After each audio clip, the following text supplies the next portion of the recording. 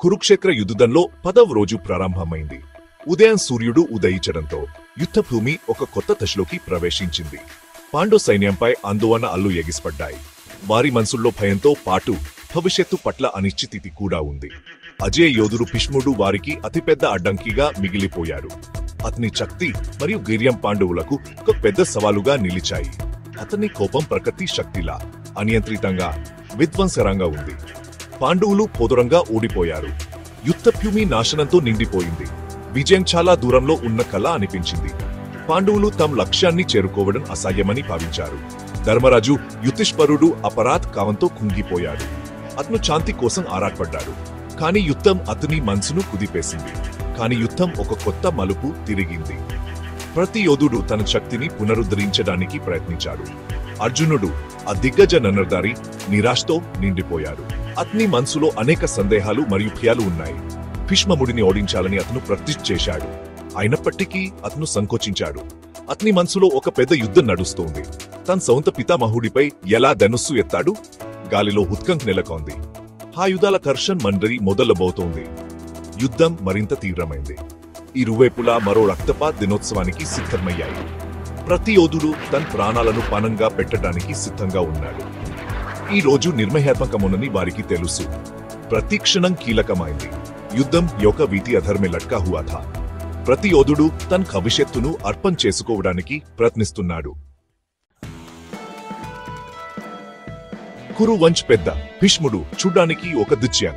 అతని ఉనికి మాత్రమే యుద్ధ భూమిని కదిలించింది. అతను తన రొంప ఆ గందరగోళంలో ఒక కొండలా నిలబడ్డాడు. అతని రం చుట్టూ యుద్ధం ఉధృతంగా సాగింది. ఉదయం సూర్యునిలో అతని కవచం మరిసింది. ఆ కాంతి యుద్ధ భూమి అంతా వ్యాపించింది. అతని కళ్ళు నీతిమంతులైన కోపంతో మండుతున్నాయి. ఆ కోపం యుద్ధంలో ప్రతి శత్రువును భయపెట్టింది. హస్తినపురాన్ని రక్షించాలి అతను ప్రమాణం చేశాడు. ఆ ప్రమాణం అతని శక్తికి మూలం. తన చివరి శ్వాస వరకు పోరాడతాడు. అతని ధైర్యం మరియు పట్టుదల అప్రతిహతం. పాండవ సైన్యం అతని ముందు వణికిపోయింది. భీష్ముని దాడులు కనికరం లేనివి. అతని ప్రతి దాడి శత్రువులను వెనక్కి నెట్టింది. అతను తన దివ్య ధనుస్సుతో వారిని నరికివేశాడు. ప్రతి బాణం అతని కోపాన్ని ప్రతిబించింది. ప్రతి బాణం దాని గురిని కనుగొంది. అతను పిచ్చివాడిలా పోరాడాడు. అతని కోపం భయంకరమైన దృశ్యం. పాండవ సైనికులు గందరగోళంలో వెనుదిరిగారు. వారు భీష్ముని ముందు నిలబడలేకపోయారు. అతని దాడి కింద వారి నిర్మాణాలు కూలిపోయాయి. యుద్ధభూమి మొత్తం అతని శక్తికి వణికింది. భీష్ముడు అజేయుడు. అతను అజేయుడిగా అనిపించారు. అతని శక్తి మరియు ధైర్యం యుద్ధంలో ప్రతి శత్రువును భయపెట్టాయి. ఆ పాండవ సైన్యం పట్న అంచున ఉంది. వారు భీష్ముని ముందు నిలబడలేకపోయారు. ప్రతి క్షణం గడిచే కొద్దీ వారి ఆశలు సన్నగిల్లాయి. యుద్ధంలో వారి ఆశలు పూర్తిగా నశించాయి. కృష్ణుడు తన లక్ష్యం శాంతంతో యుద్ధభూమిని పరిశీలించాడు. అతని మనస్సు లోతైన ఆలోచనతో నిండిపోయింది. ఎందుకంటే అతను భవిష్యత్తులో జరిగే సంఘటనలను ముందుగానే అంచనా వేయగలిగాడు. భీష్ముని బలహీనత అతని బలంలో కాదు, అతని ప్రతిజ్ఞలలో ఉందని అతనికి తెలుసు. అతని ప్రతిజ్ఞలు అతనికి ఒక్కొక్క బంధంలా మారాయి. అతని శక్తిని పరిమితం చేశాయి. భీష్ముడు స్త్రీని ఎప్పుడూ హాని చేయకూడదని ప్రతిజ్ఞ చేశాడు. ఈ ప్రతిజ్ఞ అతని జీవితంలో ఒక ముఖ్యమైన మలుపు. కృష్ణుడు ఈ ప్రతిజ్ఞను అతనికి వ్యతిరేకంగా ఉపయోగించాలని అనుకున్నాడు. అతను ఒక వ్యూహాన్ని రూపొందించాడు. ఇది భీష్ముని ప్రతిజ్ఞను పరీక్షించేది. అతను అస్పష్ట లింగం కలిగిన యోధుడు శిఖండిని ముందుకు పిలిచాడు. శిఖండి ఒక ప్రత్యేకమైన యోధుడు. తన గతం మరియు భవిష్యత్తు మధ్య చిక్కుకున్నాడు. శిఖండి అంబ అనే స్త్రీగా జన్మించాడు. కానీ భీష్ముడిపై ప్రతీకారం తీర్చుకోవడానికి పరుషుడిగా మారిపోయాడు. భీష్ముడికి శిఖండి గతం తెలుసు. అతని గతం ఒక రహస్యంగా ఉంది. అతను స్త్రీగా భావించే వారితో పోరాడటానికి అతను సంకోచిస్తాడు. శిఖండిక విషాదకరమైనది. ఆమె ఒక రాజును ప్రేమించింది, కానీ ఆమె ప్రేమ నెరవేరలేదు. కానీ భీష్ముడు ధర్మంతో బంధించబడి ఆమె కోరికలను అడ్డుకున్నాడు. అతని ధర్మం అతనికి ఒక కట్టుబాటుగా మారింది. అవమానించబడిన మరియు హితి విదారకమైన ఆమె అతని ఓడించడానికి శక్తిని కోరింది. ఆమె తన ప్రతీకారం కోసం శక్తిని పొందడానికి ప్రారంభించింది.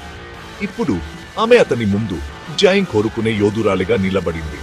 ఆమె తన గతాన్ని మరియు భవిష్యత్తును ఒకటిగా చేసి తన లక్ష్యాన్ని సాధించడానికి సిద్ధంగా ఉంది. కృష్ణుడు తన ప్రణాళికను పాండవులకు వెల్లడించాడు. శిఖండి వారి కచ్చం అవుతాడు. భీష్ముడు అతన్ని ఆక్రమించడానికి సంకోచిస్తాడు. అర్జునుడికి దాడి చేసే అవకాశం ఇస్తాడు. ఇది ప్రమాదకరమైన ప్రణాళిక, కాని ఇది వారి ఏకైక ఆశ.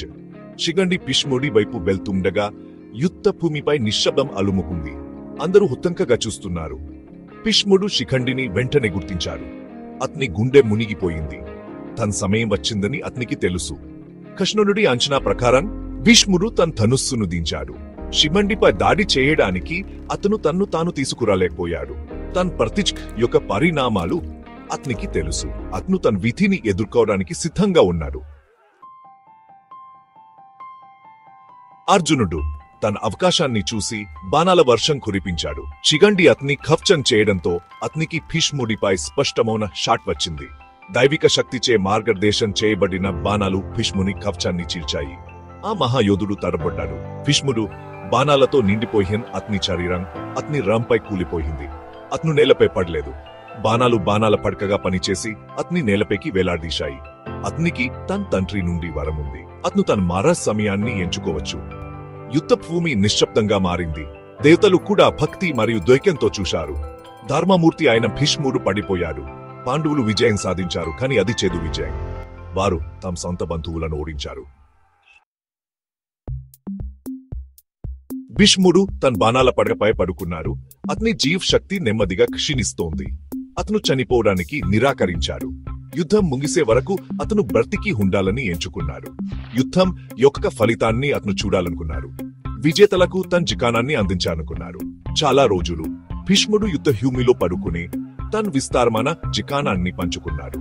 అతను ధర్మం, పరిపాలన, ధర్మం మరియు నీతి గురించి మాట్లాడాడు. పాండవులు భక్తితో విన్నారు.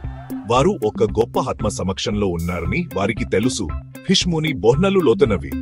వ్యక్తిగత ఖర్చుతో కూడా ఒకరి ధర్మాన్ని అనుసరించడం యొక్క ప్రాముఖ్యతను అతను నొక్కి చెప్పాడు. కరుణ్ మరియు క్షమాపణ అవసరం గురించి అతను మాట్లాడాడు. అతని మాటలు యుద్ధం యొక్క చీకటిలో కాంతి దీపం.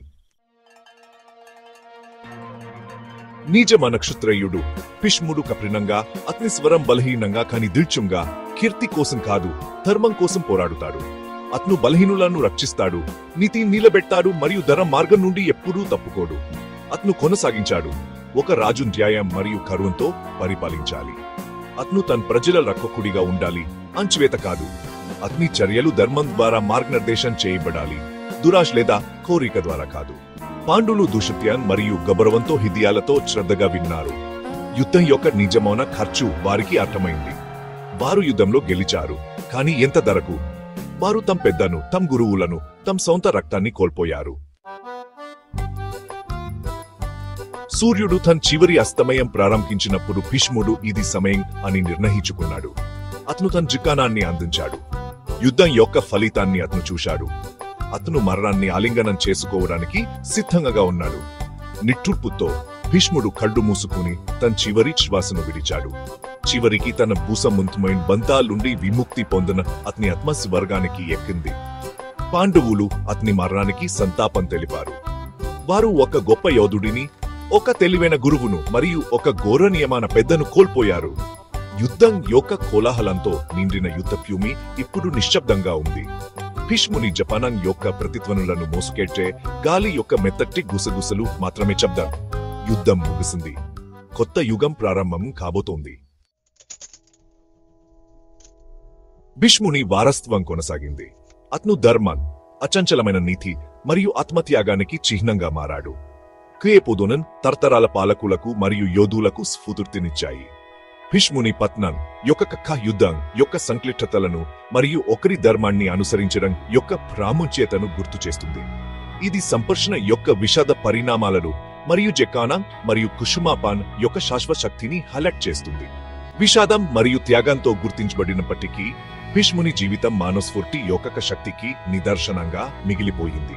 ప్రతికూలతలను ఎదుర్కొన్నప్పటికీ ఒకరు తన సూత్రాలను నిలబెట్టుకోవచ్చు మరియు గౌరవం మరియు సమగ్రత యొక్క వారసత్వాన్ని వదిలివేయవచ్చని అతను చూపించాడు. ఈ వీడియో నచ్చితే లైక్ కొట్టండి. మీ ఫ్రెండ్స్ అందరికీ షేర్ చేయండి. మీకు ఏమనిపించిందో కామెంట్లో చెప్పండి. సబ్స్క్రైబ్ చేయడం మాత్రం మర్చిపోకండి.